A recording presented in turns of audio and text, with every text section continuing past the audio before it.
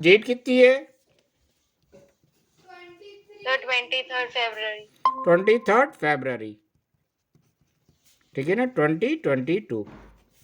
अपन आज थोड़ा सा फिजिक्स में इलेक्ट्रिसिटी के बारे में डिस्कस करेंगे, ठीक है ना। इलेक्ट्रिसिटी के बारे में डिस्कस करेंगे। इलेक्ट्रिसिटी की जनरल क्लासेस है, ठीक है ना। करंट ये तो अपना क्या है, जाना पहचाना सा वर्ड है, बचपन से अपन सुनते हुए आ रहे करंट, राइट। ज़्यादा करेक्ट वे में इसको बोले तो इलेक्ट्रिक करंट, ठीक है ना। अच्छा, करंट का मतलब क्या होता है? What is the meaning of current? Current का मतलब होता है फ्लो, ठीक है ना। किसी भी चीज को, कोई भी चीज अगर फ्लो करती है तो उसको अपन बोलते हैं करंट। अगर एयर फ्लो कर रही है तो अपन क्या बोलेंगे? Air current. अगर वाटर फ्लो कर रहा है तो अपन क्या बोलेंगे? वाटर करंट, ठीक है ना। कोई डाउट इसमें? क्लियर है? नहीं सर। अगर इलेक्ट्रॉन फ्लो कर रहा है तो उसे अपन बोलेंगे इलेक्ट्रिक करंट। ऐसा बोलते हैं कि इलेक्ट्रॉन से ही ये शब्द बना है इलेक्ट्रिक करंट, ठीक है ना। इलेक्ट्रिक करंट, करंट का मतलब अगर जनरल वे में देखा जाए तो किसी भी चीज को फ्लो करना अपना क्या कहलाता है? करंट कहलाता है। कोई डाउट? अपन को कितने टाइप्स के अपने पास इलेक्ट्रिक करंट हैं? करंट बचपन से जो वर्ड सुनते हुए आ रहे हैं, इसका मतलब तो ये हुआ है ना कि थोड़ी डरावनी चीज, खतरनाक चीज। लगता ही नहीं लगता है डर करंट से? हाँ सर। किस किस को करंट लगा है? विजय, कभी करंट लगा है? हाँ सर। कितने बार लगा है? सर बहुत बार लगा कितना अच्छा महसूस होता है करंट लगने के बाद? है आनिया, आपको सर लगा है। कैसा कैसा लगता है?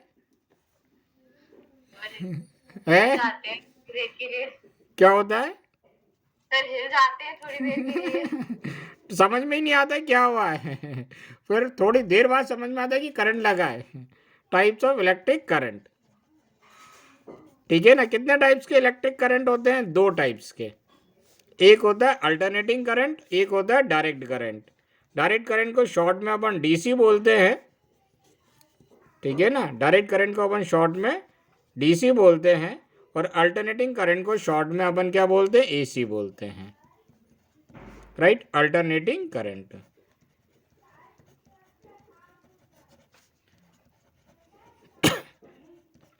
राइट। दोनों में अंतर क्या है? डायरेक्ट करंट और अल्टरनेटिंग करंट में।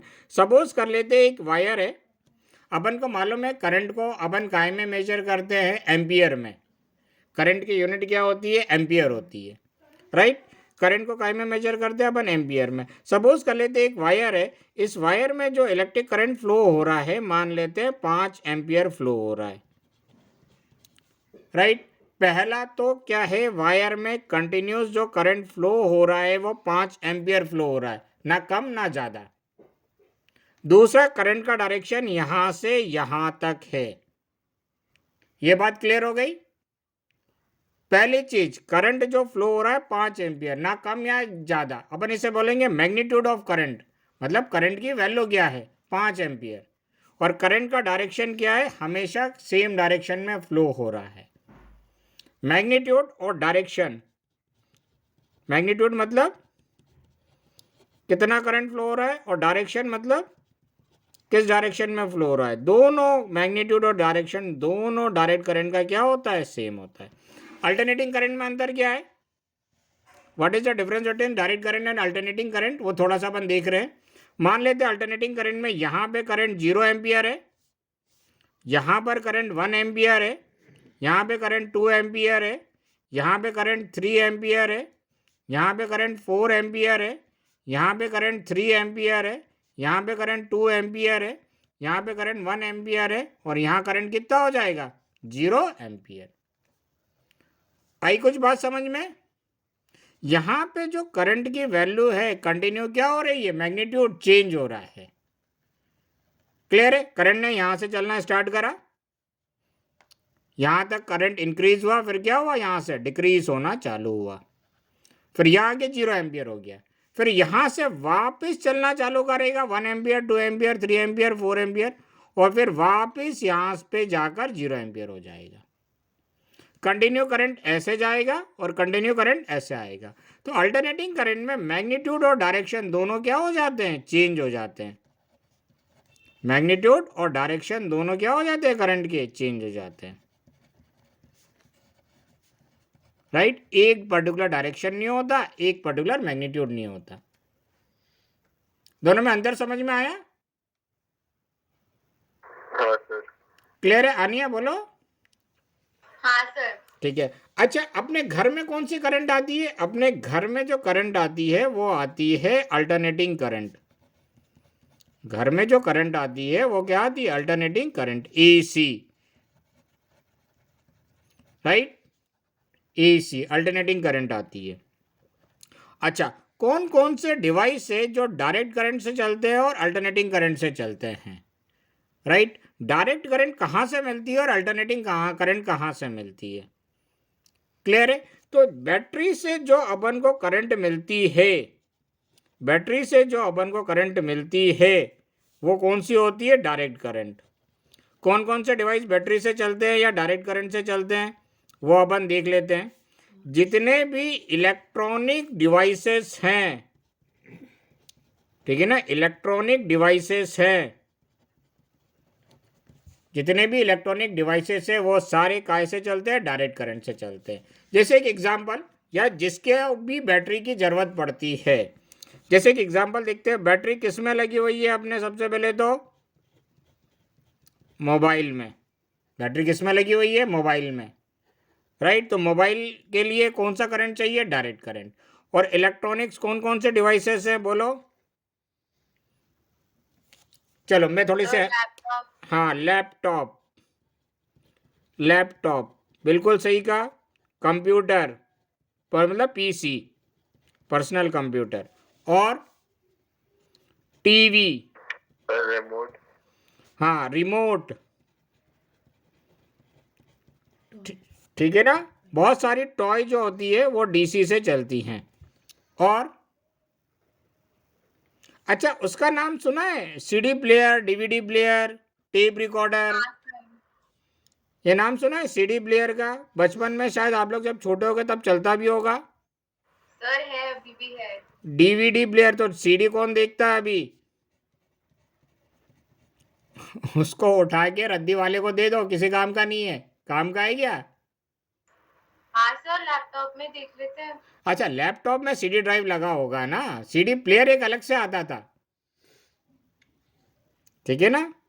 डीवीडी प्लेयर एक, बहुत उससे पहले क्या चलता था, टेप रिकॉर्डर, पता है तुम लोगों को? हाँ सर। मम्मी डैडी से पूछना, बताएंगे। और उससे पहले चलता था, टेप रिकॉर्डर से भी पहले, या अपन बोल सकते हैं वो छोड़ दो, ग्रामोफोन वगैरह क्या चलता था, वो मेरे टाइम से भी पहले की बात है, मैंने भी कभी नहीं देखा। रेडियो एक और जो डिवाइस है वो अपना काय से चलता है, वो भी इलेक्ट्रॉनिक डिवाइस कहलाता है,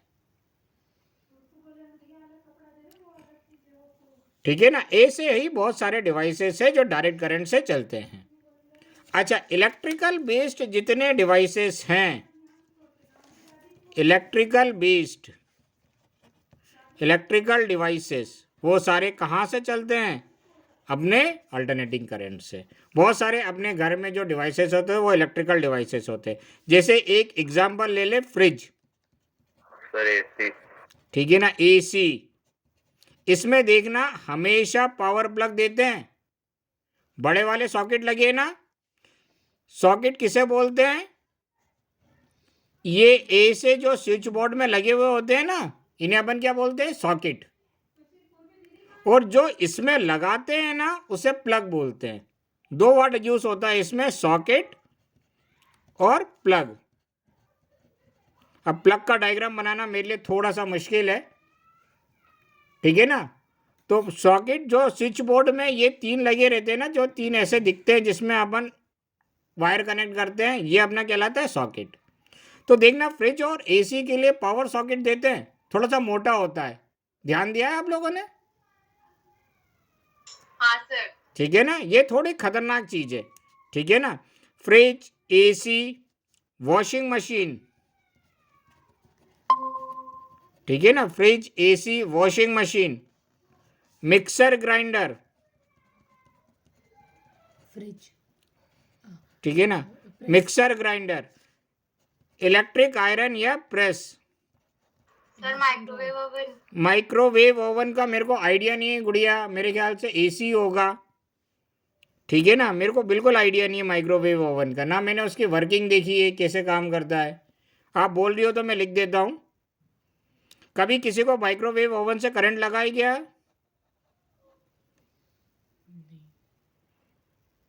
ठीक है, कोई बात नहीं। और बोलो, और कौन कौन से डिवाइसेस होते हैं घर में? कूलर, इमर्शन रॉड, कूलर, अच्छा गीजर, GY देख लेना गीजर की स्पेलिंग मेरे को नहीं पता, GYC, ठीक है ना, गीजर और कूलर, गीजर और क्या है? और बोलो घर में और कौन से डिवाइसेस होते हैं? इमर्शन रोड, इमर्शन रोड क्या होती है विजेत? हाँ सर। इमर्शन रोड क्या होती है?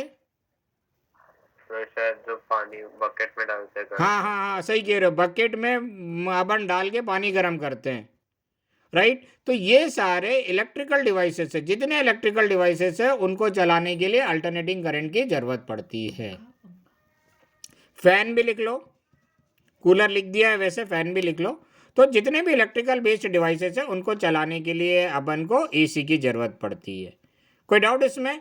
ये देखो एसी ज़्यादा खतरनाक है, आगे जब इसके बारे में डिफरेंस पढ़ोगे तो समझ में आ जाएगा। एसी ज़्यादा खतरनाक है, डीसी उतना खतरनाक नहीं है, राइट। कोई कभी नहीं सुना होगा कि कोई आदमी टीवी रिपेयर कर रहा था और उसकी करंट लगने से डेथ हो गई, कभी नहीं सुना होगा, ठीक है ना। लेकिन एसी के कारण, करंट लगने के कारण कई लोग मर चुके हैं, ठीक है ना। एक बहुत 2-3 एग्जाम्पल मैं बहुत ज़्यादा देता हूँ बच्चों को ये समझाने के लिए कि ये मजाक वाली चीज़ नहीं है, राइट। एक घर में एक बाई पोछा लगा रही थी, सुबह सुबह की बात है। उनके घर में एक कूलर रखा हुआ था, बीच में मेटल बॉडी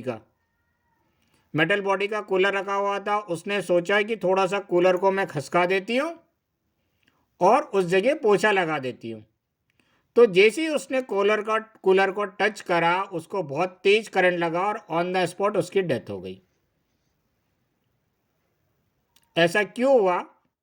क्योंकि उस कूलर में प्रॉपर अर्थिंग नहीं थी। अर्थिंग का मतलब भी समझेंगे क्या होता है। अर्थिंग का मतलब होता है उसकी बॉडी को अर्थ से अपन कनेक्ट कर देते हैं। अगर गलती से बॉडी में करंट आ गया तो वो करंट अर्थ में चला जाएगा और वो अपन को करंट नहीं लगेगा। तो इन सारे डिवाइसों में देखना अर्थिंग जरूर देते हैं, राइट। ये जो सॉकेट रहता है अपना, सॉकेट में ए से 3 पार्ट रहते हैं। ये जो वाला पार्ट रहता है ये अर्थिंग के लिए रहता है, राइट साइड जो पार्ट रहता है, राइट साइड वाला जो होल रहता है, ये अपना फेस के लिए रहता है या इसको बोलते हैं लाइव। और लेफ्ट साइड वाला जो पार्ट रहता है वो न्यूट्रल के लिए रहता है। क्लियर है? तो ये कूलर से ऐसे भी लोग मरे हैं। एक किसी घर में, ये भी सुनी हुई बातें हैं, ये मेरे सामने की बात नहीं है। एक लेडी वॉशिंग मशीन में कपड़े धो रही थी। तो वॉशिंग मशीन में कपड़े धोते हैं तो कई बार कपड़े उलझ जाते हैं। तो उन्होंने वॉशिंग मशीन बंद करी और कपड़े हाथ से सुलझाने की कोशिश करी। तो पानी में करंट ज़्यादा तेज लग जाता है। क्यों लग जाता है ये रीज़न भी आगे अपन देखेंगे। और थोड़ी देर बाद वो उसी वॉशिंग मशीन में, वॉश टब में झुकी हुई, मरी हुई, पड़ी हुई मिली, राइट। तो ये सारे डिवाइसेस इतने आसान और अच्छे नहीं हैं, इनको अपन मजाक में यूज़ नहीं कर सकते।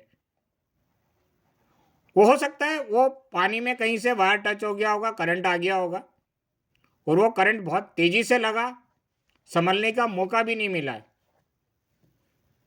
ठीक है ना। तो संभलने का मौका भी नहीं मिला है, इसीलिए करंट से रिलेटेड कोई भी डिवाइस यूज़ करने से पहले उससे बचने के तरीके मालूम होने चाहिए, बचने के तरीके मालूम होना चाहिए। तो सबसे पहले कंडक्टर की जगह अपन को इंसुलेटर पे ध्यान देना चाहिए। इंसुलेटर क्या है? लोग इंसुलेटर को मजाक समझते हैं, जिसमें वो कहते हैं कि जिसमें करंट फ्लो नहीं करता वो इंसुलेटर कहलाता है। वो हमारे किस काम का?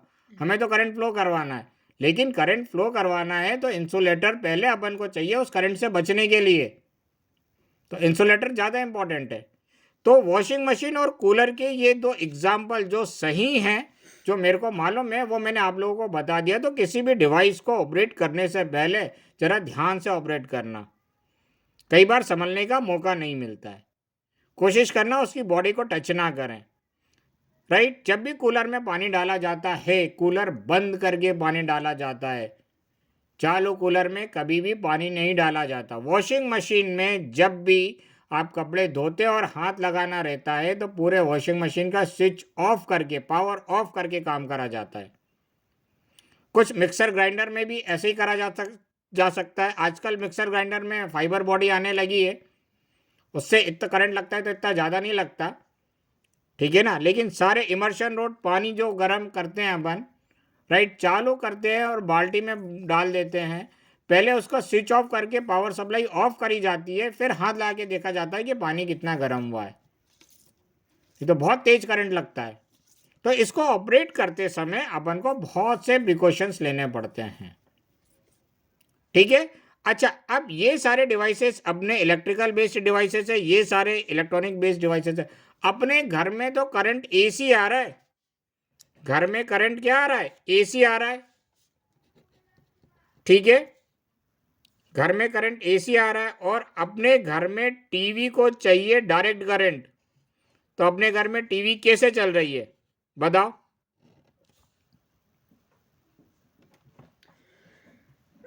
कुछ आइडिया थोड़ा सा इसके बारे में? सर वो अडेप्टर कन्वर्ट करता होगा। हाँ, ऐसे ही कुछ होता है। तो बीच में अपन क्या कर लेते हैं, बीच में एक डिवाइस लगा देते हैं, डिवाइस बना के लगा देते हैं, जिसे बोलते हैं रेक्टिफायर। एक नया वर्ड है तुम लोगों के लिए, और इसी को अडेप्टर भी बोल सकते हैं, रेक्टिफायर। ये क्या काम करता है? एसी को काय में कन्वर्ट करता है? डीसी को कन्वर्ट करता है। Rectifier is a device which convert alternating current into direct current. और फिर ये डीसी अपना क्या काम करता है? टीवी को दे देता है। डायरेक्ट करंट हमेशा बहुत कम वोल्ट में काम करते हैं। मोबाइल की बैटरी देख लो कितने वोल्ट की होगी? 3.7 वोल्ट की। तो उसमें जो करंट फ्लो करता है वो मिली एम्पियर में फ्लो करता है। मिली एम्पियर करंट ही चाहिए उसको, और मिली एम्पियर करंट लग जाएगा तो कोई इंसान मरेगा थोड़ी, ठीक है ना। तो अपने घर में एक नया वर्ड मिल गया, रेक्टिफायर। ये सभी चीज़ों में लगा रहता है, जितने भी इलेक्ट्रॉनिक डिवाइसेस लग रही थी सभी में लगा रहता है। रेडियो में लगा रहता है, राइट, और फिर इसके बाद टीवी में लगा रहता है, कंप्यूटर में लगा रहता है। कंप्यूटर में भी जहाँ पर ये रेक्टिफायर लगा रहता है, एसी पावर सप्लाई जाती है, रेक्टिफायर लगा रहता है, इसके बाद कंप्यूटर में यहाँ से डीसी सप्लाई दे देते हैं। तो जो भी कंप्यूटर रिपेयर करता है वो इस पावर सप्लाई को छूता नहीं है, ठीक है ना। इस पावर सप्लाई में कभी हाथ नहीं लगाता। बाकी बचे कंप्यूटर का सीपीयू खोल के रैम वैम निकाल लेगा, कुछ भी कर लेगा। उसे मालूम है आगे डायरेक्ट करंट उसको मिल रही है, डायरेक्ट करंट में ज़्यादा नुकसान नहीं है, मिली एम्पियर करंट ही जा रही है, ठीक है ना। तो rectifier is a device which convert alternating current into direct current. और इस रेक्टिफायर का एग्जांपल है अपने मोबाइल का चार्जर। मोबाइल का चार्जर वो भी रेक्टिफायर ही है। लैपटॉप का अडेप्टर वो भी रेक्टिफायर ही है। रेक्टिफायर में होता क्या है, अपने घर में जो करंट आती है वो 220 वोल्ट की आती है। पहले तो पोटेंशियल डिफरेंस की बात कर लें। रेक्टिफायर इस 220 वोल्ट को 6 वोल्ट, 8 वोल्ट इसमें पहले कन्वर्ट करता है। 220 वोल्ट एसी को मान लेते हैं 6 वोल्ट की ज़रूरत है, तो 6 वोल्ट एसी में कन्वर्ट करता है। फिर ये 6 वोल्ट एसी 6 वोल्ट डीसी में कन्वर्ट होती है। कुछ कुछ थोड़ा बहुत समझ में आ रहा है अपन क्या पढ़ रहे हैं? हाँ सर। क्लियर है? अच्छा, जनरली सबके घर में इन्वर्टर लगा रहता है, ठीक है ना। इन्वर्टर क्या काम करता है? ठीक है ना, इन्वर्टर क्या काम करता है, राइट। पहले, बहुत पहले की बात है, इन्वर्टर सिर्फ ऐसे ही लोग एक आध बार सुन लेते थे और पढ़ लेते थे। जब रेक्टिफायर के बारे में पढ़ते थे तो एक आध बार क्वेश्चन पूछ लेते थे, सर एसी को अपन डीसी में कन्वर्ट करने के लिए रेक्टिफायर को यूज़ करते हैं, तो कोई सा ऐसा डिवाइस जो डीसी को एसी में कन्वर्ट कर देता है, तो सिर्फ खाली नाम पढ़ लेते थे रेक्टिफायर। लेकिन पिछले 10, 12, 20 सालों में ये इन्वर्टर बहुत ज़्यादा यूज़ में आने लगा है, हर घर में यूज़ में होने लगा है। तो इन्वर्टर क्या काम करता है, डायरेक्ट करंट को काय में चेंज करता है, अपने अल्टरनेटिंग करंट को। ठीक है, घर में जब लाइट रहती है तो इस लाइट को पहले रेक्टिफायर एसी को, ये मान लेते रेक्टिफायर है, रेक्टिफायर एसी को डीसी में कन्वर्ट करता है और डीसी से ये बैटरी चार्ज होती रहती है। कोई डाउट इसमें? और जैसे ही लाइट चली जाती है तो बैटरी चार्ज होना बंद होती है और फिर ये बैटरी से करंट इन्वर्टर ले लेता है और इन्वर्टर इस डीसी को काय में कन्वर्ट कर देता है, एसी में, और अपने घर में लाइट दे देता है। ठीक है, हम लोग जब पढ़ते थे तो इतनी अच्छी क्वालिटी के इन्वर्टर नहीं आते थे। जब आप लोग पढ़ोगे एसी डिटेल में तब पता चलेगा, और आजकल बहुत अच्छी क्वालिटी के इन्वर्टर आने लगे हैं। ठीक है ना, परफेक्ट एसी में कन्वर्ट करते हैं। पुराने टाइम में जो नए नए इन्वर्टर बने थे वो परफेक्ट एसी में नहीं कन्वर्ट कर पाते थे, ये परफेक्ट एसी में कन्वर्ट कर देते हैं। ये कुछ आई बात समझ में, रेक्टिफायर और इन्वर्टर का मतलब? हाँ सर। ठीक है ना, एक वर्ड और यूज होता है इसमें, ट्रांसफार्मर, वो आपको अभी जरूरत नहीं है। ठीक है ना, आप चाहो तो मैं डेफिनेशन बता देता हूँ ट्रांसफार्मर की। Right, transformer is a device which convert high voltage into low voltage और low voltage into high voltage. Right, transformer वो डिवाइस है जो लो वोल्टेज को हाई वोल्टेज में कन्वर्ट कर देता है, या हाई वोल्टेज को लो वोल्टेज में कन्वर्ट कर देता है, या जितनी वोल्टेज की रिक्वायरमेंट है उतने वोल्टेज में अपन उसको कन्वर्ट कर लेते हैं। क्लियर है? Transformer is a device which convert high voltage into low voltage और low voltage into high voltage, और to get suitable voltage. Clear है? हाँ सर। देखो, अभी अपने सिलेबस में जो इलेक्ट्रिक करंट है वो डायरेक्ट करंट के बारे में है। इलेक्ट्रिसिटी जो चैप्टर है उसमें मैक्सिमम अपन ने डीसी के बारे में ही पढ़ा है। मैक्सिमम अपन ने किसके बारे में पढ़ा है? डीसी के बारे में पढ़ा है। उसमें एसी के कोई भी मतलब नहीं है ज़्यादा। हालांकि कुछ क्वेश्चन में उन्होंने वर्ड यूज़ कर लिया है 220 वोल्ट तो फलाना वोल्ट, वो तो जनरल ऐसे ही क्वेश्चन दे दिए बच्चों को समझने के लिए, लेकिन उसमें पूरी अपनी क्या है? डायरेक्ट करंट है। जो इलेक्ट्रिसिटी की डेफिनेशन, एम्पियर, वोल्टेज, वो सब अपन ने डीसी से ही कंपेयर करी है। ठीक है, कोई डाउट? नहीं सर। तो अपन ने क्या पढ़ा है किताब में या क्या समझा है, कोशिश वो क्या है, वो इसके बारे में थोड़ा आइडिया लेंगे। एक अर्थिंग अच्छे से समझ लेना। ये जो मैंने समझा दिया, फेज या न्यूट्रल, 2 वायर होते हैं, याद रखना। समझ में आ जाए अच्छी बात है, नहीं समझ में आ जाए तो भी अच्छी बात है। ये राइट साइड वाला ये जो भी रहता है सॉकेट का वो फेस रहता है, लेफ्ट साइड वाला न्यूट्रल रहता है, और ऊपर वाला अर्थिंग रहता है। ये मोटी पिन रहती है, इसकी मोटी और बड़ी पिन रहती है, उसकी भी एक प्रॉपर वजह है। ठीक है ना, वो सारी वजह जब अर्थिंग पढ़ेंगे तो अपन देखेंगे कि उसकी प्रॉपर कितनी क्यों वजह है, क्यों मोटे रखते हो और उसके बाद क्यों उसको बड़ा रखते हैं। टेस्टर लगा के इस सॉकेट में देखोगे तो राइट साइड जो टेस्टर लगाओगे तब उसमें वो करंट शो करेगा। टेस्टर मालूम है ना? करंट टेस्ट करते हैं। कभी यूज करा है टेस्टर? नहीं सर। विजीत, नहीं सर। टेस्टर सभी घरों में होता है। टेस्टर लगा के देखोगे ना इसमें, तो राइट साइड वाले जो पिन रहती है उसमें करंट आएगा, लेफ्ट साइड वाले होल में करंट नहीं आएगा। अगर लेफ्ट साइड वाले में करंट आ रहा है और राइट साइड वाले में नहीं आ रहा है, इसका मतलब उसने वायरिंग गलत करी है, इसका मतलब उस घर की वायरिंग गलत हुई है। धीरे धीरे चीज़ें आएंगी समझ में।